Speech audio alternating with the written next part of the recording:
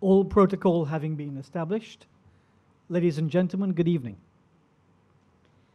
As a region, we too often, look back in the past and have our back to the future. Our politics, our business, our labor relations, our society, our architecture enshrine the past. We need to turn around. You create your future from your future, not from your past.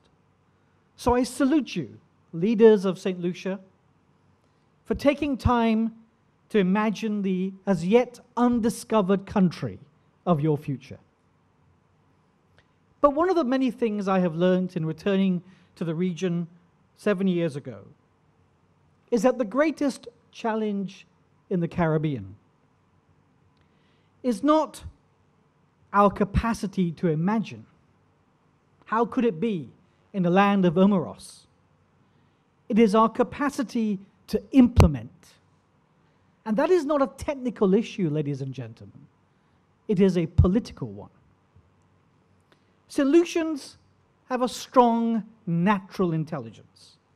You know what you need to do. You know you need a more efficient port, a faster corporate registry, more joined-up policymaking, more online licensing, more competition in the private sector, more productivity in the workplace. You know all of that. You don't need expensive consultants to tell you what to do. The real issue is why you have not done it. Why have you been satisfied to be left behind by many countries now racing ahead so fast that their slowdowns are rates of growth we can only dream of? The Indian general election taking place today, this month, is being dominated by anxiety over the steep slowdown in the Indian economy to 6% annual growth. The why, ladies and gentlemen, is that we in the Caribbean have a successful anti-growth coalition. A coalition with members drawn from parts of government, business, unions, and elsewhere, whose narrow immediate interests are threatened by change and uncertainty. A coalition that wraps itself up in patriotism to fight tenaciously to keep things the way they are, so that they can remain the big fish in the small pond, even if that pond is slowly drying up. All of the things we know we need to do involve a potential loser, a lost influence here, a lost contract there, a lost job. And that potential loser saw you coming a long time ago and have entrenched themselves deeply. If we do not bypass the anti-growth coalition in the region, in the country, we will grind to a standstill and sink deeper into the mud. You know that also. To avert this course requires brave politicians, fulsomely backed by a public no longer satisfied with mere stability. So I salute you. You have decided to come together on both sides of this house, in many sectors of the community. But I say to you, your task is not just to reimagine a future, but to find a path to it. And let me offer you one. There is a famous economic tale told by Harold Hotelling. He describes a mile-long beach with two ice cream vendors.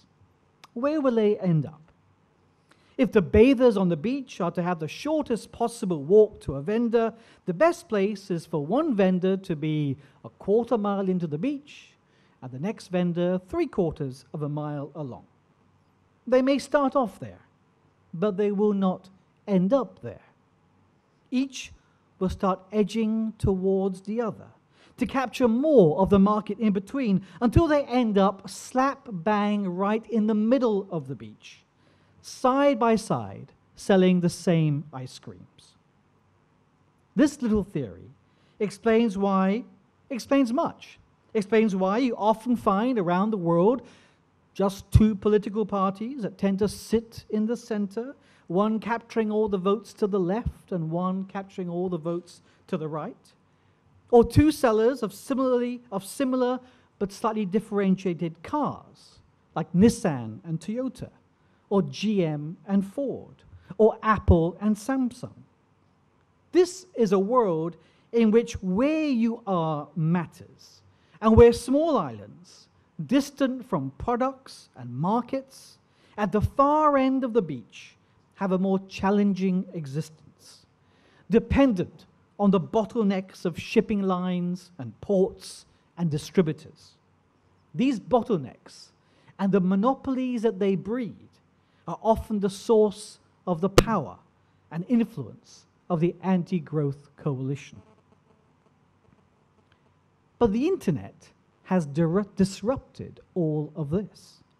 The agricultural, industrial, and political revolutions before were also aided and abetted by technological change. Today, on our metaphorical beach, with Wi-Fi, every bather can get an ice cream instantly delivered to exactly where they are, and they can have any flavor they want, flavors they never knew existed.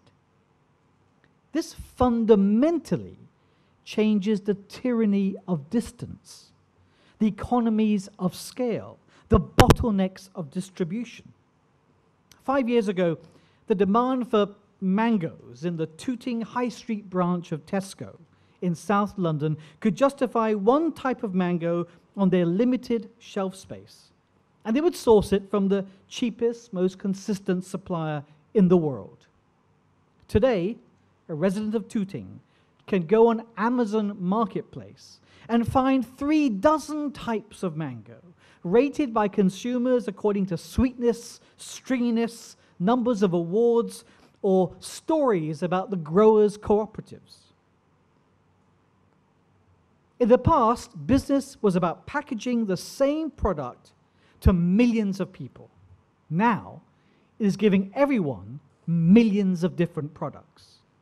We've moved from the broadcast economy to the long-tail economy, one ideally suited to the small island economies producing niche products.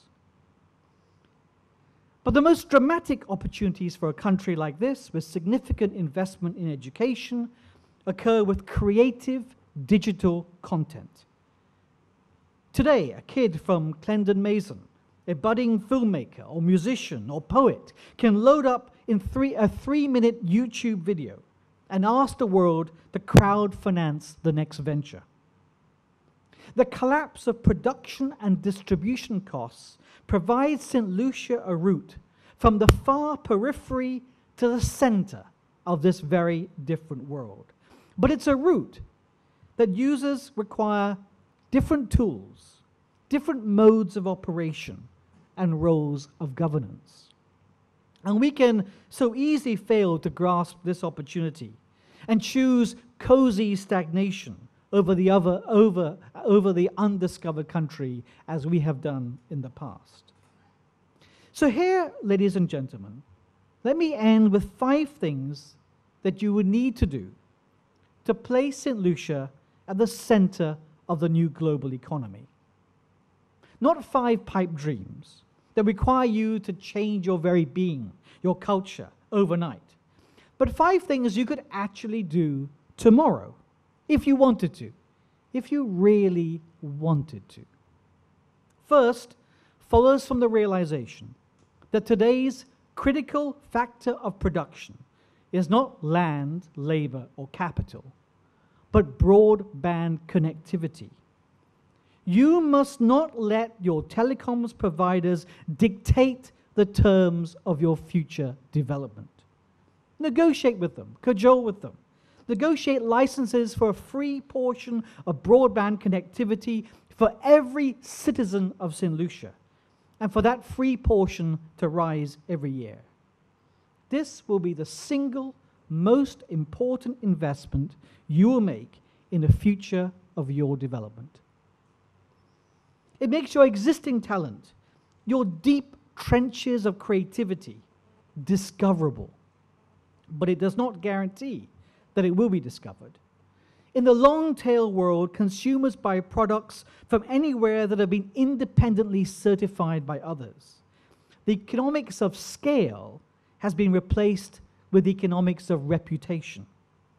So the second thing to be done is for government to play a critical organizing role by supporting industry marketing boards, establishing internationally registering special appellations that define and guarantee the high quality of things related to and called St. Lucian. Piton coffee, imagine, or soufflé bananas must mean something more than where they came from, something about their quality that creates market power. The appellations of French wine did not occur by accident, but were established by the French government as part of deliberate export promotion. Thirdly, protecting the St. Lucian brand and developing affinity with enough customers is also critical. Establish a Friends of St. Lucia card that is not a PR gimmick, but a meaningful, treasured loyalty card for those who repeat and visit your country. And there should be someone directly responsible for St. Lucia's online brand reputation, whose job is to defend, rebut, and inform tirelessly. In the new economy, your brand reputation as a country is too important to leave to others. Fourth, the ease of exporting professional services down a broadband connection to the world is important. But so is the ease of importing product and services that can be used as inputs for re-exports. It is not so much the cost of duties that kills imports for re-export and limits your economy in so many multiple dimensions. It is the uncertainty of the levy, the great cost of time and energy. So fourthly, allow anyone in your country to buy anything online through a portal which instantly adds the duties and puts a stamp on the address label that allows this already taxed and boxed product to bypass the port and be posted directly to your front door. Your hesitancy will be a measure of your willingness or not to face up to the anti-growth coalition. Fifth and finally, the licensing and registering of businesses and activity is necessary, but it need not be costly, timely, and uncertain.